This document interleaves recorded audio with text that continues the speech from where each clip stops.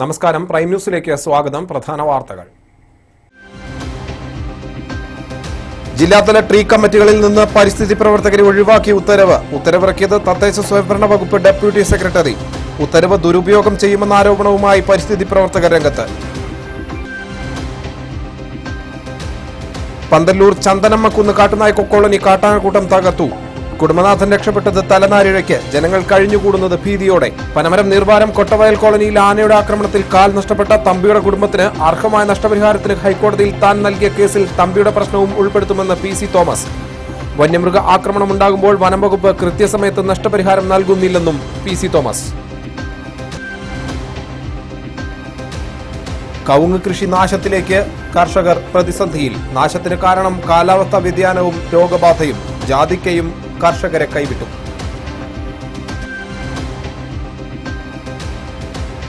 കാലാവധിയായില്ല. സംസ്ഥാനത്തെ ട്രൈബൽ പ്രൊമോട്ടർമാരെ പിരിച്ചുവിട്ടു. നടപടിക്കെതിരെ ഹൈക്കോടതിയെ സമീപിക്കാനൊരുങ്ങി പ്രൊമോട്ടർമാർ. ഫണ്ട് ലഭിച്ചില്ല. പുൽപ്പള്ളി, മുള്ളൻകൊല്ലി പഞ്ചായത്തുകളിലെ സമഗ്ര വരൾച്ചാ ലഘൂകരണ പദ്ധതി ഫയലിൽ തന്നെ. പദ്ധതി ഉദ്ഘാടനം കഴിഞ്ഞിട്ട് 2 മാസം പിന്നിട്ടു. ജില്ലയ്ക്ക് പുതിയ പോലീസ് മേധാവി. തിരുവനന്തപുരം സ്വദേശി ഡോക്ടർ അരുൾ RB കൃഷ്ണയെ വയനാട് ജില്ലാ പോലീസ് മേധാവിയാക്കി സർക്കാർ ഉത്തരവ്.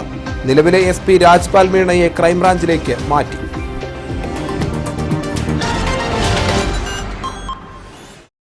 വിശദമായ വാർത്തകളിലേക്ക്. പൊതുസ്ഥലങ്ങളിലെ മരങ്ങൾ സംരക്ഷിക്കുന്നതിനും അപകട ഭീഷണിയായ മരങ്ങൾ മുറിക്കുന്നതിനും ജില്ലാതലത്തിൽ രൂപീകരിച്ച ടീ കമ്മിറ്റികളിൽ നിന്ന് സന്നദ്ധ സംഘടനാ പ്രവർത്തകരെ ഒഴിവാക്കി ഉത്തരവ്. തദ്ദേശ സ്വയംഭരണ വകുപ്പ് ഡെപ്യൂട്ടി സെക്രട്ടറി മുഹമ്മദ് റിയാസാണ് ഇത് സംബന്ധിച്ച ഉത്തരവിറക്കിയത്. ഉത്തരവ് ദുരുപയോഗം ചെയ്യുമെന്ന മറുവാദവുമായി പരിസ്ഥിതി പ്രവർത്തകർ രംഗത്ത്. പൊതുനിരത്തുകളിലും പൊതുസ്ഥലങ്ങളിലും നിൽക്കുന്ന വൃക്ഷങ്ങൾ സംരക്ഷിക്കുന്നതിനും അവയുടെ ശിഖരങ്ങളും കടപുഴകിയും ഒടിഞ്ഞു വീണുണ്ടാകുന്ന അപകടങ്ങൾ ഒഴിവാക്കുന്നതിനും കെട്ടിടങ്ങൾക്കും വീടുകൾക്കും അപകട ഭീഷണിയായി മാറുന്ന മരങ്ങൾ മുറിക്കുന്നതിനും അനുമതി നൽകുന്നതിനുമായി പ്രാദേശിക തലത്തിൽ രൂപീകരിക്കുന്ന കമ്മിറ്റികളിൽ നിന്നും സന്നദ്ധ സംഘടനാ പ്രവർത്തകരെ ഒഴിവാക്കിക്കൊണ്ടാണ് ഉത്തരവായിരിക്കുന്നത്. മരങ്ങൾ മുറിക്കുന്നതിനായി മുൻപ് വനം വകുപ്പ് ജില്ലാതലത്തിൽ രൂപീകരിച്ച ട്രീ കമ്മിറ്റികളിൽ കോർപ്പറേഷൻ മേയർ, നഗരസഭാ ചെയർമാൻ എന്നിവർ ചെയർമാൻമാരും സാമൂഹ്യ വനവൽക്കരണ വിഭാഗം ACF കൺവീനറും ടൗൺ പ്ലാനർ, സന്നദ്ധ സംഘടനാ പ്രവർത്തകർ അംഗങ്ങളുമായിരുന്നു. എന്നാൽ പുതിയ ഉത്തരവ് പ്രകാരം ജില്ലാ കമ്മിറ്റികളുടെ അനുമതി ലഭിക്കുന്നതിന് കാലതാമസം നേരിടുന്നതിന് പരിഹാരമായി രൂപീകരിച്ച പ്രാദേശിക കമ്മിറ്റികളിൽ നിന്നും സന്നദ്ധ സംഘടനാ പ്രവർത്തകരെ ഒഴിവാക്കിയതാണ് ആശങ്കയ്ക്കിടയാക്കുന്നത്. പുതിയ കമ്മിറ്റിയിൽ തദ്ദേശ സ്വയംഭരണ സ്ഥാപനത്തിന്റെ പ്രസിഡന്റ്, ചെയർമാനും സെക്രട്ടറി, കൺവീനറും റേഞ്ച് ഓഫീസർ, വില്ലേജ് ഓഫീസർ എന്നിവർ അംഗങ്ങളുമാണ്. 3 അംഗങ്ങൾ തികഞ്ഞാൽ കോറം ആകുമെന്നും ഇവർക്ക് തീരുമാനങ്ങൾ എടുക്കാമെന്നും ഉത്തരവിൽ വ്യക്തമാക്കിയിട്ടുള്ളതിനാൽ തന്നെ കമ്മിറ്റിയുടെ പ്രവർത്തനം ദുരുപയോഗം ചെയ്യപ്പെടുന്ന ആരോപണം ഉയരുന്നുണ്ട്. ജില്ലാതല ട്രീ കമ്മിറ്റികളിൽ പരിസ്ഥിതി പ്രവർത്തകർ അംഗങ്ങളായതിനാൽ തന്നെ അപകട ഭീഷണി എന്ന വ്യാജേന റോഡരികിലെ മരങ്ങൾ മുറിച്ചുമാറ്റുന്നത് ഒരു പരിധിവരെ തടയാൻ കഴിഞ്ഞിരുന്നു. എന്നാൽ ഇവരെ കമ്മിറ്റിയിൽ നിന്നും ഒഴിവാക്കിയ സാഹചര്യത്തിൽ ഇത്തരത്തിലുള്ള മരമുറി വർദ്ധിക്കുമെന്നും ഇത് അഴിമതിക്ക് കളമൊരുക്കുമെന്നും പറയപ്പെടുന്നു. പുതിയ കെട്ടിടം നിർമ്മിക്കുമ്പോഴും വീട് നിർമ്മിക്കുമ്പോഴും ഇതിനു മുന്നിലെ മരങ്ങൾ അപകട ഭീഷണി എന്ന പേരിൽ മുറിച്ചുമാറ്റാനുള്ള ശ്രമങ്ങൾ പലപ്പോഴും തടയാൻ കഴിയുന്നത് ട്രീ കമ്മിറ്റികളിൽ അംഗങ്ങളായ പരിസ്ഥിതി പ്രവർത്തകരുടെ ഇടപെടലുകൾ കൊണ്ടായിരുന്നു. എന്നാൽ പ്രാദേശിക കമ്മിറ്റികൾ സന്നദ്ധ സംഘടനാ പ്രവർത്തകരെ ഒഴിവാക്കിയതിനാൽ ഇത്തരം ഇടപെടലുകളാണ് ഇല്ലാതാകുന്നത്. ഇക്കാര്യത്തിൽ സർക്കാരിന്റെ ഭാഗത്തു നിന്നും പുനഃപരിശോധന നടത്തണമെന്നാണ് പരിസ്ഥിതി പ്രവർത്തകരുടെ ആവശ്യം. ഇതിലുള്ള ഒരു പ്രധാന പ്രശ്നം, നിലവിൽ ഒരു പ്രശ്നം നേരിടുമ്പോൾ തീരുമാനമെടുക്കുമ്പോൾ 4 അംഗ സമിതിയിൽ 3 പേർ ചേർന്ന് തീരുമാനമെടുത്താൽ അത് തീരുമാനമായി മാറുകയും നിലവിൽ മരം മുറിക്കുന്നതിന് വേണ്ടിയിട്ട് കാരണമാവുകയും ചെയ്യും. അപ്പോൾ ഈ തരത്തിൽ NGO പ്രതിനിധി ഇല്ലാത്തത് രഹസ്യ തീരുമാനമെടുക്കുന്നതിലേക്ക് എത്തുമെന്നുള്ള ഒരു ആശങ്ക നേരിടുന്നുണ്ട്. അതിനെ പരിഹരിക്കാൻ ആവശ്യമായിട്ടുള്ള നടപടികൾ സ്വീകരിക്കേണ്ടത്. വയനാട് ന്യൂസ്, മാനന്തവാടി. ആദിവാസി കോളനി കാട്ടാനക്കൂട്ടം തകർത്തു. പന്തല്ലൂർ ചന്ദനമ്മക്കുന്ന് കാട്ടുനായ്ക്ക കോളനിയാണ് കാട്ടാനക്കൂട്ടം തകർത്തത്. രാത്രി കൂരയിൽ ഉറങ്ങുകയായിരുന്ന കുള്ളൻ അത്ഭുതകരമായാണ് കാട്ടാനകളുടെ ആക്രമണത്തിൽ നിന്ന് രക്ഷപ്പെട്ടത്. കോളനിയിൽ 7 കുടുംബങ്ങളാണ് താമസിക്കുന്നത്. ആനശല്യം രൂക്ഷമായതിനെ തുടർന്ന് അടുത്തുള്ള സർക്കാർ സ്കൂളിലാണ് ഇവർ അഭയം തേടുന്നത്. കഴിഞ്ഞ ദിവസം കുള്ളൻ മാത്രമാണ് കോളനിയിലുണ്ടായിരുന്നത്. കാട്ടാനക്കൂട്ടം കൂര തകർക്കുന്ന ശബ്ദം കേട്ടാണ് കുള്ളൻ ഉണർന്നത്. ഒച്ചവെക്കാൻ പോലും ആവാതെ ഭയന്ന് വിറച്ച് കുള്ളൻ ആനകൾക്കിടയിൽ അകപ്പെട്ടു. കോളനിയിലെ ദൈവപുരയടക്കം വീടുകൾ ആന തകർത്തു. വർഷങ്ങളായി സ്ഥിരതാമസക്കാരാണെങ്കിലും പലർക്കും റേഷൻ കാർഡ്, ആധാർ കാർഡ് തുടങ്ങിയ രേഖകളൊന്നും ഇല്ല. വൈദ്യുതി, കുടിവെള്ളം തുടങ്ങിയ അടിസ്ഥാന സൗകര്യങ്ങളുമില്ല. അധികാരികൾ കോളനി സന്ദർശിച്ച് അടിസ്ഥാന സൗകര്യമൊരുക്കുമെന്ന് ഉറപ്പു നൽകിയെങ്കിലും തുടർ നടപടികൾ ഉണ്ടായിട്ടില്ല. சின்ன வீடு கட்டிருக்குது. அப்ப அந்த வீட்டுல ஸ்கூலு போய் அங்க இருந்து காலையில வரும்போது இந்த வீடெல்லாம் தட்டிக்கிட்டு யானை பக்கத்துல நிக்குது. அப்ப நமக்கு ഓരോരോ വീടെല്ലാം കട്ടി. കാട്ടാനക്കൂട്ടങ്ങളെയും വന്യമൃഗങ്ങളെയും ഭയന്ന് ആദിവാസികൾ ദുരിതമനുഭവിക്കുമ്പോൾ ഇവർക്ക് അടിസ്ഥാന സൗകര്യമൊരുക്കി മാറ്റി താമസിപ്പിക്കണമെന്നാണ് ആവശ്യമുയരുന്നത്. വയനാട് ന്യൂസ്, ചീരാൽ. വന്യജീവികളുടെ വിഹാര കേന്ദ്രമായി ചീരാൽ പ്രദേശം. കടുവയും ആനയും പ്രദേശത്ത് ദിവസങ്ങളായി ഭീതി പരത്തുമ്പോഴും പരിഹാരമില്ലാതെ പ്രദേശവാസികൾ. വനംവകുപ്പ് സ്ഥാപിച്ച ക്യാമറയിൽ കടുവയുടെ ചിത്രവും പതിഞ്ഞിരുന്നു. നൂൽപ്പുഴ വനത്തിൽ നിന്നും കാടിറങ്ങുന്ന വന്യമൃഗങ്ങളാണ് പ്രദേശത്ത് നാശം വിതയ്ക്കുന്നത്. കിടങ്ങും കമ്പിവേലിയും മറികടന്ന് കൃഷിയിടത്തിലെത്തുന്ന വന്യമൃഗങ്ങൾ ജീവനും സ്വത്തിനും ഭീഷണിയാകുന്നു. ആനപ്പാലത്തിനടുത്തുള്ള ആനത്താരയിലൂടെ എത്തി മുണ്ടക്കൊല്ലിയിൽ പല സ്ഥലത്തും കിടങ്ങുകൾ ഇടിച്ചു നിരത്തിയാണ് ഒറ്റയാൻ കൃഷിയിടത്തിലിറങ്ങുന്നത്.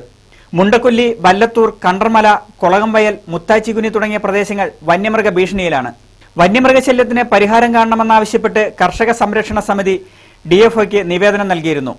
വല്ലത്തൂർ മുതൽ ഈസ്റ്റ് ചീരാൽ പൂമറ്റം വരെ 6 കിലോമീറ്റർ റെയിൽവേ വേലി നിർമ്മിച്ച് പ്രശ്നത്തിന് പരിഹാരം കാണണമെന്നും കിടങ്ങും വൈദ്യുതി കമ്പിവേലികളും കാര്യക്ഷമമാക്കി ഇവ സംരക്ഷിക്കാൻ ജീവനക്കാരെ നിയമിക്കണമെന്നും നിവേദനത്തിൽ പറയുന്നു.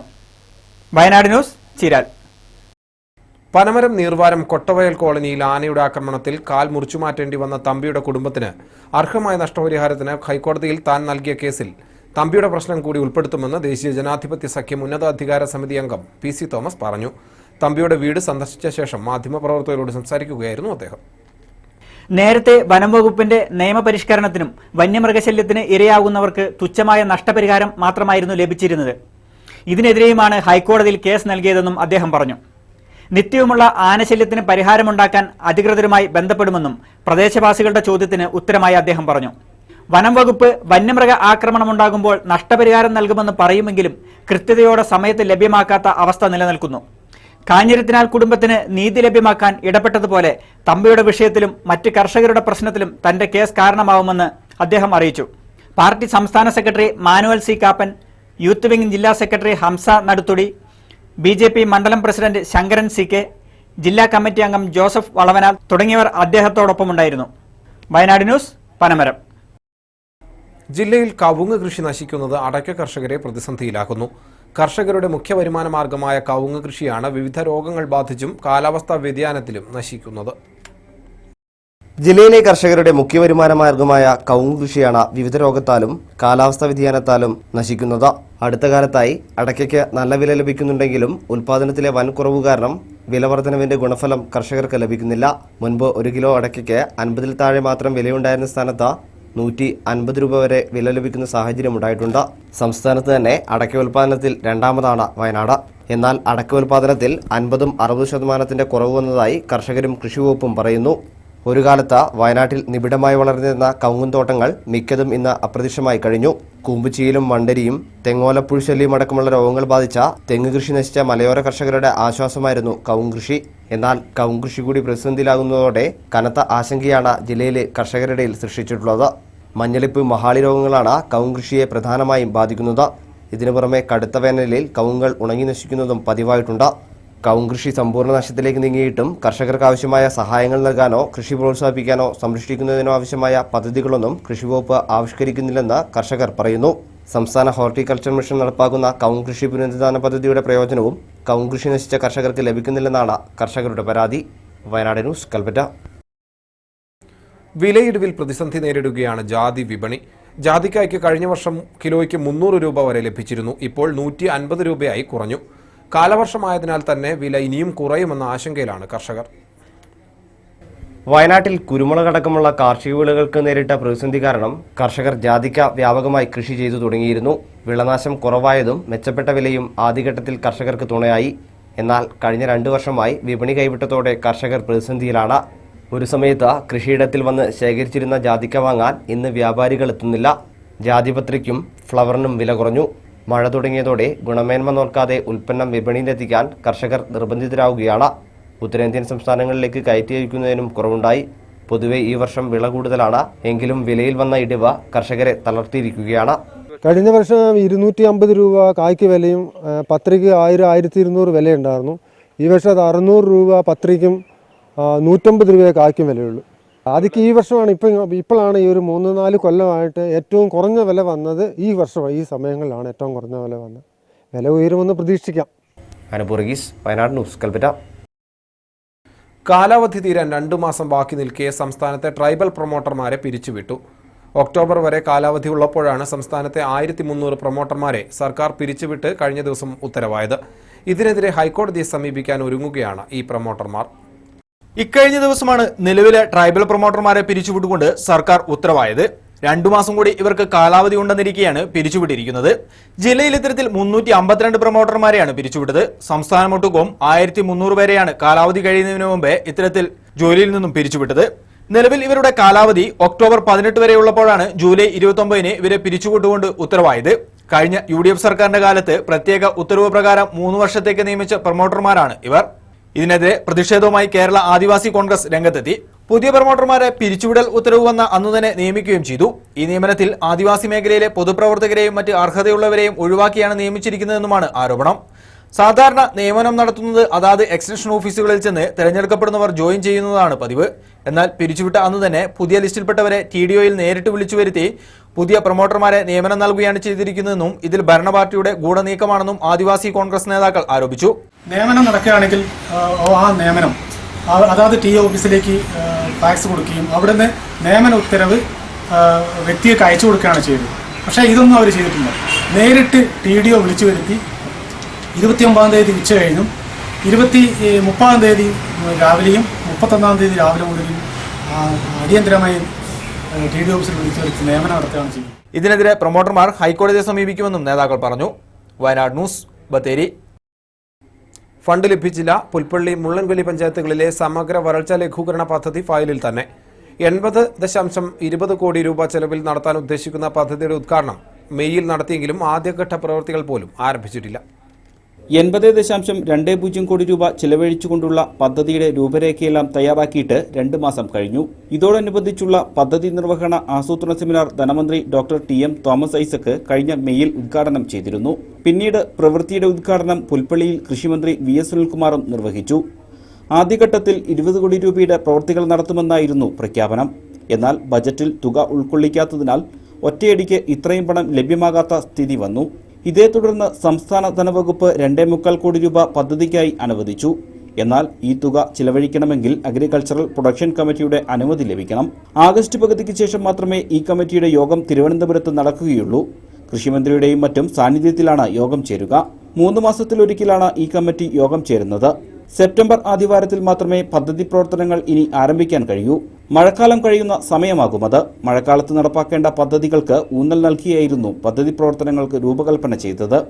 പുൽപ്പള്ളി, മുള്ളൻകൊല്ലി പഞ്ചായത്തുകൾക്ക് പുറമെ പൂതാടി പഞ്ചായത്തിന്റെ ഏതാനും വാർഡുകളും പദ്ധതിയിൽ ഉൾപ്പെട്ടിരുന്നു. 15,220 ഹെക്ടർ പ്രദേശമാണ് ആകെ പദ്ധതി പ്രദേശം. 3 വർഷം കൊണ്ട് പദ്ധതി പൂർത്തീകരിക്കുകയായിരുന്നു ലക്ഷ്യം.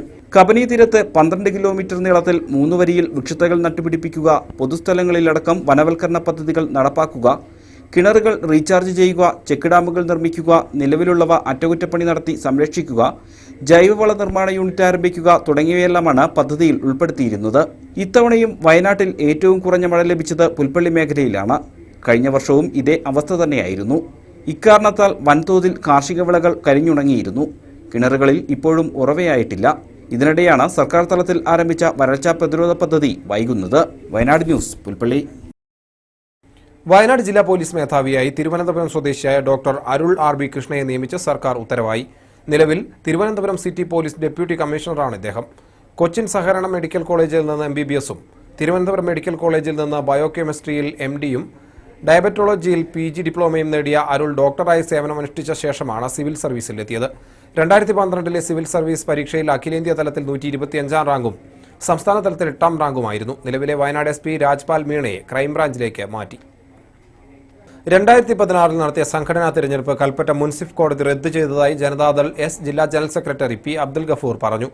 ബഹുഭൂരിപക്ഷം വരുന്ന ജില്ലാ ഭാരവാഹികളെയും സജീവ പ്രവർത്തകരെയും മാറ്റി നിർത്തിയാണ് സംഘടനാ തെരഞ്ഞെടുപ്പ് നടന്നത് എന്നാരോപിച്ച് താനും യുവജനതാദൾ പ്രസിഡന്റ് ലെനിസ് സ്റ്റീഫൻ, സംസ്ഥാന വൈസ് പ്രസിഡന്റ് ജിജോ മുള്ളൻകൊല്ലി എന്നിവർ കൽപ്പറ്റ മുൻസിഫ് കോടതി മുമ്പാകെ 2016 മെയ്യിൽ നൽകിയ കേസിലാണ് നടപടിയെന്നും പരാതിക്കാരുടെ കോടതി ചെലവ് സഹിതം നൽകാനാണ് കോടതി വിധിയെന്നും അദ്ദേഹം പറഞ്ഞു.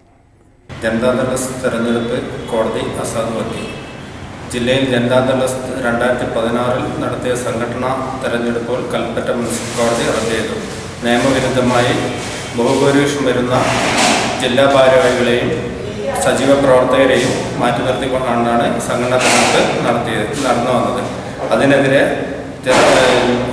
വയനാട് പാർട്ടിയുടെ ജില്ലാ general secretary P Abdul Gafoor, Yuvajanathadal ജില്ലാ പ്രസിഡന്റ് ലെനിൻ സ്റ്റീഫൻ, യുവജനതാദൾ സംസ്ഥാന വൈസ് പ്രസിഡന്റ് ജിജ മുള്ളംകുല്ലി എന്നിവർ കൽപ്പറ്റ മുനിസിപ്പൽ കോടതി മുമ്പാകെ നടത്തിയ ഹർജിയിലാണ് തെരഞ്ഞെടുപ്പ് റദ്ദ് ചെയ്തതായി കോടതി ഉത്തരവുണ്ടായത്. തകർന്നു കിടക്കുന്ന തരുവണ നെരുവിൽപ്പുഴ റോഡ് ഗതാഗതയോഗ്യമാക്കണമെന്നാവശ്യപ്പെട്ട് വെള്ളമുണ്ട തൊണ്ടനാട് പഞ്ചായത്ത് UDF സംയുക്ത കമ്മിറ്റി ഓഗസ്റ്റ് 2-ന് നടത്തുമെന്ന് പ്രഖ്യാപിച്ചിരുന്ന ഹർത്താൽ മാറ്റിവെച്ചതായി ഭാരവാഹികൾ വാർത്താസമ്മേളനത്തിൽ അറിയിച്ചു. കഴിഞ്ഞ 22-ന് പൊതുമരാമത്ത് വകുപ്പ് റോഡ് വിഭാഗം XC പടിഞ്ഞാറത്തറ AE എന്നിവരുമായി UDF നേതാക്കൾ നടത്തിയ ചർച്ചയിൽ റോഡിലുള്ള കുഴികൾ കോറി വേസ്റ്റ് ഉപയോഗിച്ച് നികത്താമെന്നും കരാർ നൽകിയ നവീകരണ പ്രവൃത്തികൾ എത്രയും വേഗം തുടങ്ങുമെന്നും അറിയിച്ചതിനെ തുടർന്നാണ് ഹർത്താൽ മാറ്റിവെക്കുന്നതെന്നും ഭാരവാഹികൾ പറഞ്ഞു.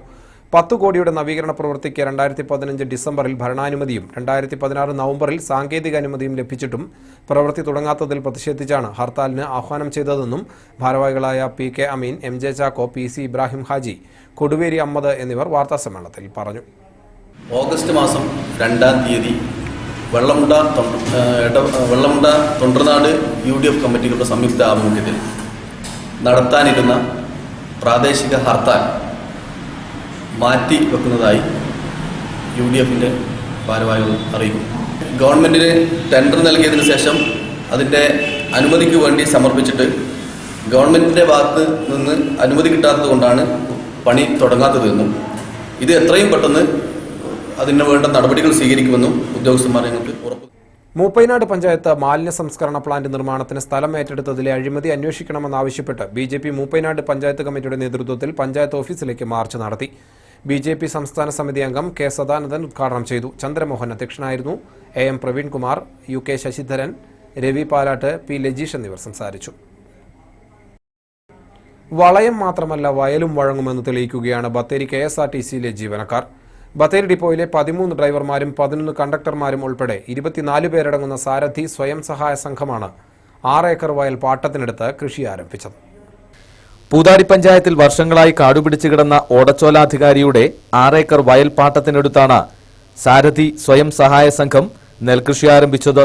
ഇവർക്കൊപ്പം പഞ്ചായത്ത് പ്രസിഡന്റും കൃഷി ഓഫീസറും ജീവനക്കാരുടെ കുടുംബാംഗങ്ങളുമെല്ലാം ഞാറു നടാനിറങ്ങി. തരിശുനിലങ്ങളിൽ കൃഷിയിറക്കി ജലസ്രോതസ്സുകൾ നിലനിർത്തി വരൾച്ചയെ പ്രതിരോധിക്കുക, വിഷമില്ലാത്ത ഭക്ഷ്യ ഉൽപ്പന്നങ്ങൾ ലഭ്യമാക്കി ഭക്ഷ്യക്ഷാമം പരിഹരിക്കുക എന്നീ ലക്ഷ്യങ്ങൾ വെച്ചാണ് സാരഥി ഇത്തരമൊരു പദ്ധതിയുമായി ഇറങ്ങിയത്. ഒഴിവു സമയം ഉപയോഗപ്പെടുത്തിയാണ് കൃഷി. ഇവർക്ക് പൂതാടി പഞ്ചായത്തും കൃഷിഭവനും പിന്തുണ നൽകി കൂടെയുണ്ടെന്ന് നാട്യോത്സവം ഉദ്ഘാടനം ചെയ്ത പഞ്ചായത്ത് പ്രസിഡന്റ് രുക്മിണി സുബ്രഹ്മണ്യൻ പറഞ്ഞു. വളരെ സന്തോഷമുണ്ട്. സർവീസ് മേഖലയിലുള്ള ആളുകൾ സാധാരണ ജോലി കിട്ടിക്കഴിഞ്ഞാൽ പിന്നെ ജോലിയുടെ ഭാഗമായിട്ടുള്ള സർവീസിൽ പ്രവർത്തിക്കുക എന്നത് മാത്രമാണ് സർവീസ് സംഘടനയിലുള്ള ആളുകൾ ചെയ്തുകൊണ്ടിരിക്കുന്നത്. ഇതൊരു മാതൃകയാണ്. കാരണം സർവീസ് രംഗത്തുള്ള ആളുകൾ ഇത്തരത്തിലുള്ള കാർഷിക മേഖലയിലേക്ക് പ്രത്യേകിച്ച് നെൽകൃഷിയിലേക്ക് വ്യാപിപ്പിക്കുക എന്ന് പറഞ്ഞാൽ, നെൽകൃഷിയിലെ പ്രവർത്തനം ഏറ്റെടുക്കുക എന്ന് പറഞ്ഞു കഴിഞ്ഞാൽ വളരെ വളരെ ഉത്തരവാദിത്തമുള്ള ഒരു കാര്യമാണ് എന്നാണ് നമുക്കൊക്കെ അറിയാം. വളരെ ദൗത്യം ഏറിയ ഒരു പ്രവർത്തനം കൂടിയാണ് നെൽകൃഷി.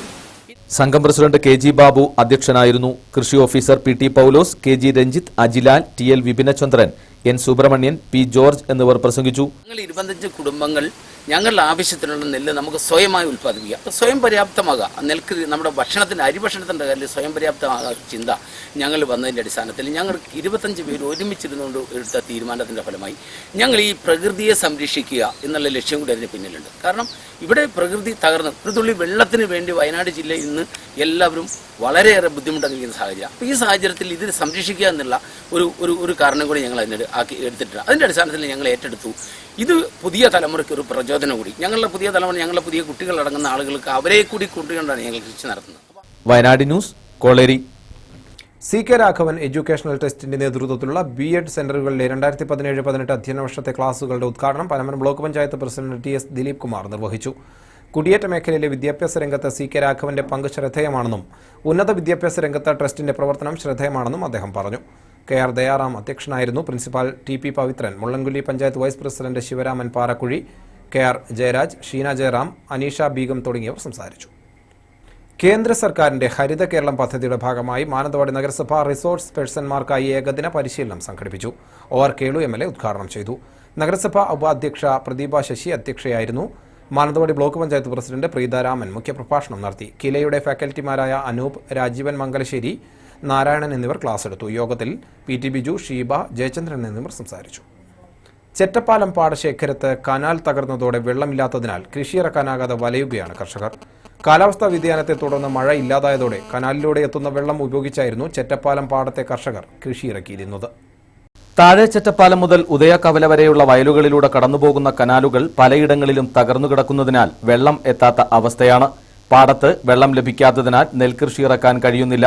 കൃഷിക്കായി പാകിയ ഞാറുകൾ വെള്ളം ഇല്ലാത്തതിനാൽ ഉണങ്ങി നശിക്കുകയാണ്. പ്രദേശത്തെ 20ഓളം കർഷകർക്ക് ഇത്തവണ വെള്ളം ലഭിക്കാത്തതിനാൽ നെൽകൃഷി ഇറക്കാൻ കഴിയുന്നില്ല. താഴെ ചെറ്റപ്പാലം ചെക്ക് ഡാമിൽ നിന്ന് വെള്ളം കനാൽ വഴി എത്തിച്ച് കൃഷി ചെയ്യാൻ കഴിയുമെന്നാണ് കർഷകർ പറയുന്നത്. എന്നാൽ ഇതിനാവശ്യമായ യാതൊരു നടപടികളും അധികൃതരുടെ ഭാഗത്തുനിന്നും ഉണ്ടാകുന്നില്ല. ചെറിയ തോതിൽ വരുന്ന വെള്ളം, പെയ്യുന്ന വെള്ളത്തിനെ ഇതിൽ കൊണ്ടുവന്ന് ഉപയോഗിച്ച് അത് ഉപയോഗപ്രദമാക്കി കൃഷിയോഗ്യമാക്കുവാൻ, കൃഷിക്ക് ഉതകുന്ന വിധത്തിൽ അത് ചെയ്യുവാൻ സാധിക്കും. അതിന് ഗവൺമെൻറ്റിൽ നിന്ന് അടിയന്തരമായി ആ കനാലിൻ്റെ പ്രവർത്തനങ്ങൾ നന്നാക്കി അതിൻ്റെ പണികളെല്ലാം പൂർത്തീകരിച്ചാൽ ഈ കൊല്ലത്തെ കൃഷി ചിലപ്പോൾ നടത്താൻ സാധിക്കും. സംസ്ഥാന സർക്കാർ ഏറെ കൊട്ടിഘോഷിച്ച് നടപ്പിലാക്കിയ സമഗ്ര വരൾച്ചാ നിർമ്മാർജ്ജന പദ്ധതിയിലൂടെ കാർഷിക മേഖലയിൽ ജലസേചനം എത്തിക്കുന്നതിന് ആവശ്യമായ നടപടികൾ സ്വീകരിക്കുമെന്ന് പ്രഖ്യാപിച്ചിരുന്നുവെങ്കിലും പദ്ധതി പ്രവർത്തനം നടപ്പിലാക്കാൻ ഇതുവരെ നടപടിയില്ല. ചെറ്റപ്പാലം പാടശേഖരം ഉൾപ്പെടെ പുൽപ്പള്ളി മേഖലയിലെ ഭൂരിഭാഗം വയലുകളിലും നെൽകൃഷി ഇറക്കാൻ കഴിയാതെ ആശങ്കയിലാണ് കർഷകർ. വയനാട് ന്യൂസ്, പുൽപ്പള്ളി. പ്രായത്തെ തോൽപ്പിച്ച് വർണ്ണചിത്രങ്ങൾ തീർത്ത് 65കാരി. വള്ളിയൂർക്കാവ് കാവണക്കുന്ന് കളപ്പുരയ്ക്കൽ സുലോചനയാണ് 65-ാം വയസ്സിലും മനോഹര ചിത്രങ്ങൾ വരയ്ക്കുന്നത്. താട്ട്, പേപ്പർ, ഗ്ലാസ്, തെർമോക്കോൾ എന്നിവയിലാണ് സുലോചന തന്റെ ചിത്രകലാ വൈദഗ്ധ്യം തെളിയിക്കുന്നത്.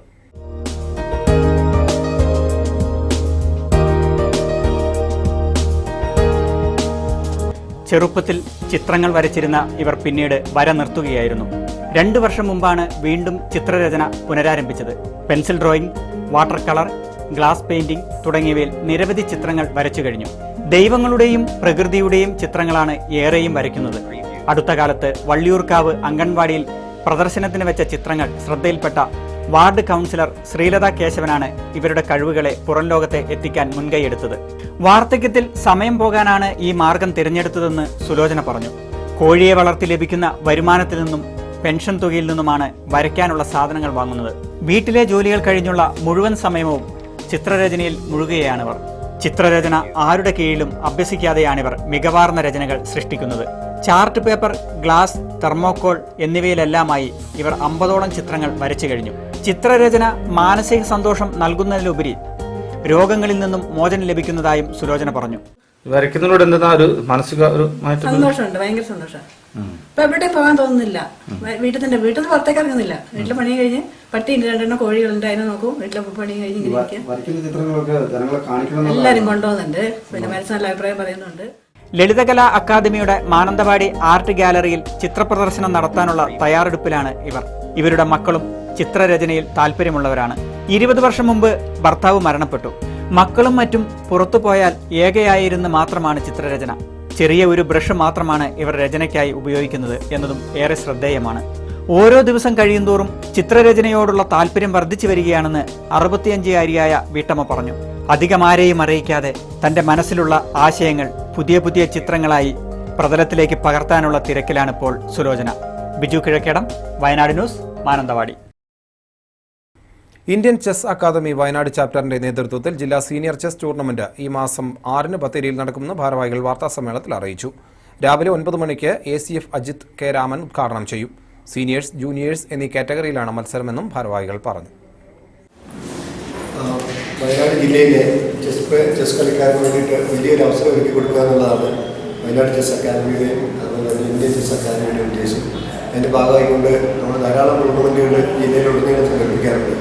എന്നാൽ ഈ ബത്തേരിയിൽ കഴിഞ്ഞ 3 വർഷത്തിനിടയ്ക്ക് ഏറ്റവും വലിയ സംഘാടന മികവോടുകൂടി തന്നെ ഒരു ടൂർണമെൻറ്റ് കണ്ടക്ട് ചെയ്യാൻ വേണ്ടിയിട്ട് ധാരാളം സ്പോൺസർമാരുടെ സപ്പോർട്ടുണ്ട്. ഒപ്പം തന്നെ ജില്ലയിലെ മുഴുവൻ കളിക്കാർ ഒരു കൂട്ടായ്മയുണ്ട്. അതിൻ്റെ ഭാഗമായിട്ടാണ് ടൂർണമെൻറ്റ് 5-ാം തീയതി ബത്തേരി റീജൻസി ഹോട്ടലിൽ വെച്ച്, ഓഗസ്റ്റ് 6-ാം തീയതി ബത്തേരി റീജൻസി ഹോട്ടലിൽ വെച്ച് സംഘടിപ്പിക്കുന്നത്. അപൂർവ ഇനം ജീവി കൗതുകമാകുന്നു. കശുമാവിന്റെ ഇല മുറിച്ചതിന് സമാനമായ ജീവിയാണ് വരിക്കേരി പ്രദേശത്ത് കണ്ടത്. വരിക്കേരി ഗോവിന്ദന്റെ വീട്ടുമുറ്റത്ത് മാവിലാണ് ആദ്യം ഈ ജീവിയെ കണ്ടത്. ഈ അപൂർവ ഇനത്തിൽപ്പെട്ട ജീവിയെ കാണാൻ വിദ്യാർത്ഥികളടക്കം നിരവധി ആളുകൾ പ്രദേശത്തെത്തി. ഇലയ്ക്ക് സമാനമായ ഞരമ്പുകളാണ് ഈ ജീവിക്കുള്ളത്. 6 കാലുകളും ഇലഞ്ഞെട്ടിന് സമാനമായ തലയുമാണ് ഇതിന്.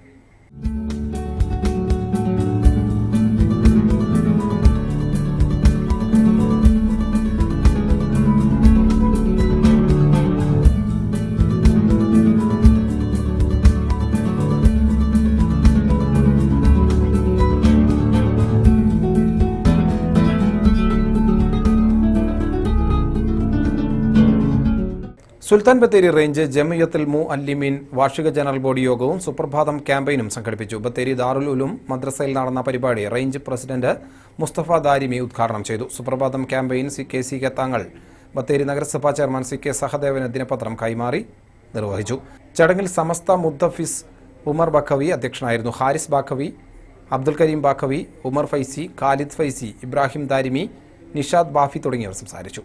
മുള്ളൻകൊല്ലി ക്ഷീരസംഘത്തിന്റെ നേതൃത്വത്തിൽ സംഘടിപ്പിച്ച ക്ഷീര കർഷക സംഗമം Panamaram block panchayat president TS Dileep Kumar ഉദ്ഘാടനം ചെയ്തു. ചടങ്ങിൽ മികച്ച ക്ഷീരകർഷകനായി തിരഞ്ഞെടുത്ത ജോസിനെയും ഇക്കഴിഞ്ഞ SLC+2 പരീക്ഷകളിൽ ഉന്നത വിജയം നേടിയ വിദ്യാർത്ഥികളെയും ആദരിച്ചു. ജില്ലാ പഞ്ചായത്ത് അംഗം വർഗീസ് മുരിയൻകാവിൽ, ശിവരാമൻ പാറക്കുഴി, സിസിലി ചെറിയാൻ എന്നിവർ സംസാരിച്ചു. സുൽത്താൻ ബത്തേരി നിയോജക മണ്ഡലം യൂത്ത് ലീഗ് കമ്മിറ്റിയുടെ നേതൃത്വത്തിൽ യൂത്ത് ലീഗ് ദിനാചരണം സംഘടിപ്പിച്ചു. സ്വതന്ത്ര മൈതാനിയിൽ നടന്ന പരിപാടി യൂത്ത് ലീഗ് സംസ്ഥാന വൈസ് പ്രസിഡന്റ് P ഇസ്മായിൽ ഉദ്ഘാടനം ചെയ്തു. മണ്ഡലം പ്രസിഡന്റ് ആരിഫ് തണലോട്ട് അധ്യക്ഷനായിരുന്നു. സാജിദ് നടുവണ്ണൂർ മുഖ്യപ്രഭാഷണം നടത്തി. K Haris, CK Harif, T Muhammad, PP Ayyub, MA Asainar, Abdulla Madakkara തുടങ്ങിയവർ സംസാരിച്ചു. സമ്മേളനത്തിന് മുന്നോടിയായി ടൗണിൽ പ്രകടനവും നടന്നു. നമ്മുടെ രാജ്യത്തിന്റെ പ്രധാനമന്ത്രിയും കേരളത്തിന്റെ മുഖ്യമന്ത്രിയും ജനാധിപത്യത്തെ മാനിക്കുന്നില്ല എന്നുള്ളതാണ്. ജനാധിപത്യത്തെ കാറ്റിൽ പറത്തുകയാണ്. നിയമസഭയിൽ നിയമസഭ കഴിഞ്ഞാൽ സാധാരണഗതിയിൽ ഉമ്മൻചാണ്ടിയുടെ അതല്ലെങ്കിൽ കേരളത്തിന്റെ മുൻ മുഖ്യമന്ത്രിമാർ ബഹുമാന്യനായ VS അച്യുതാനന്ദനും നായനാരും ഉൾപ്പെടെയുള്ളവർ എല്ലാ ബുധനാഴ്ചയും പത്രസമ്മേളനം നടത്തിയിരുന്നു. ജനാധിപത്യത്തിന്റെ 4th എസ്റ്റേറ്റാണ് മീഡിയകൾ എന്നുള്ളത്. ആ മീഡിയകളെ നേരിട്ട് കാണാൻ സഖാവ് പിണറായി വിജയൻ ഒരുക്കമല്ല. പിണറായി വിജയൻ ആരെയാണ് അനുകരിക്കുന്നത്? ജനാധിപത്യത്തെ പുല്ലുവില കൽപ്പിക്കുന്ന നരേന്ദ്രമോദിയെ. ഡൽഹിയിൽ നരേന്ദ്രമോദി പത്രക്കാരെ കാണാറില്ല, പാർലമെന്റിൽ വരാറില്ല, രാജ്യസഭയിൽ പോവാറില്ല. പ്രധാനമന്ത്രി എന്നല്ല അദ്ദേഹത്തെ വിളിക്കേണ്ടത്, പ്രയാണമന്ത്രിയാണ്. കാരണം ഇന്ത്യയിൽ കിട്ടാത്ത പ്രധാനമന്ത്രിയാണ് രാജ്യം ഭരിച്ചുകൊണ്ടിരിക്കുന്ന Narendra Modi. Taxi and tourist taxi Bathery municipal committee INTUC identity card വിതരണം നടത്തി. ബത്തേരി ലൂഥറൻ ഹാളിൽ നടന്ന പരിപാടി INTUC ജില്ലാ ട്രഷറർ ഉമ്മർ കുണ്ടാട്ടിൽ ഉദ്ഘാടനം ചെയ്തു. ജിജി അലക്സ് അധ്യക്ഷനായിരുന്നു. ജില്ലാ secretary CA Gopi, KM Varghese തുടങ്ങിയവർ സംസാരിച്ചു. പഴശ്ശിരാജ കോളേജിലെ കമ്പ്യൂട്ടർ സയൻസ് വിഭാഗത്തിന്റെ ആഭിമുഖ്യത്തിൽ സ്റ്റാറ്റിസ്റ്റിക്കൽ സോഫ്റ്റ്വെയർ ഫോർ റിസർച്ച് എന്ന വിഷയത്തിൽ നടത്തിയ ദേശീയ ശില്പശാല college CEO father Tony Kozhimannil ഉദ്ഘാടനം ചെയ്തു. 2 ദിവസത്തെ ശില്പശാലയിൽ ഗവേഷണ രംഗത്തെ ഗുണകരമായ മുന്നേറ്റങ്ങൾ, സാങ്കേതിക മേന്മയുള്ള സോഫ്റ്റ്വെയറുകളുടെ പങ്ക് എന്നീ വിഷയത്തിൽ professor Thomachan, professor Rajesh, professor Biju Abraham, professor Nagarajan തുടങ്ങിയവർ ക്ലാസുകൾക്ക് നേതൃത്വം നൽകി. Principal father Tony Kozhimannil, professor Neetha Francis, Jomet എന്നിവർ സംസാരിച്ചു. അവസാനമായി പ്രധാന വാർത്തകൾ ഒരിക്കൽ കൂടി. ജില്ലാതല ട്രീ കമ്മിറ്റികളിൽ നിന്ന് പരിസ്ഥിതി പ്രവർത്തകരെ ഒഴിവാക്കി ഉത്തരവിറക്കിയത് തദ്ദേശ സ്വയംഭരണ വകുപ്പ് ഡെപ്യൂട്ടി സെക്രട്ടറി. ഉത്തരവ് ദുരുപയോഗം ചെയ്യുമെന്ന ആരോപണവുമായി പരിസ്ഥിതി പ്രവർത്തകർ രംഗത്ത്. പന്തല്ലൂർ ചന്ദനമ്മക്കുന്ന് കാട്ടുനായ്ക്ക കോളനി കാട്ടാനക്കൂട്ടം തകർത്തു.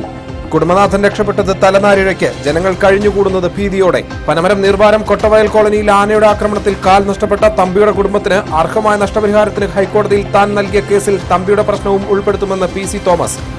വന്യമൃഗ ആക്രമണമുണ്ടാകുമ്പോൾ വനംവകുപ്പ് കൃത്യസമയത്ത് നഷ്ടപരിഹാരം നൽകുന്നില്ലെന്നും PC തോമസ്. കവുങ്ങ് കൃഷി നാശത്തിലേക്ക്, കർഷകർ പ്രതിസന്ധിയിൽ. നാശത്തിന് കാരണം കാലാവസ്ഥാ വ്യതിയാനവും രോഗബാധയും.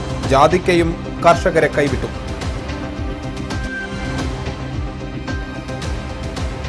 കാലാവധിയായില്ല. സംസ്ഥാനത്തെ ട്രൈബൽ പ്രൊമോട്ടർമാരെ പിരിച്ചുവിട്ടു. നടപടിക്കെതിരെ ഹൈക്കോടതിയെ സമീപിക്കാനൊരുങ്ങി പ്രൊമോട്ടർമാർ.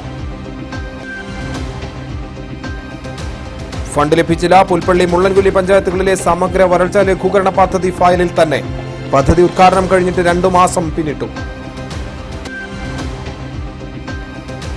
ജില്ലയ്ക്ക് പുതിയ പോലീസ് മേധാവി. തിരുവനന്തപുരം സ്വദേശി ഡോക്ടർ അരുൾ ആർ ബി കൃഷ്ണയെ വയനാട് ജില്ലാ പോലീസ് മേധാവിയാക്കി സർക്കാർ ഉത്തരവ്.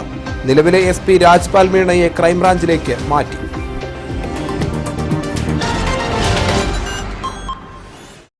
ഇതോടെ ബുള്ളറ്റിൻ സമാപിക്കുന്നു. നമസ്കാരം.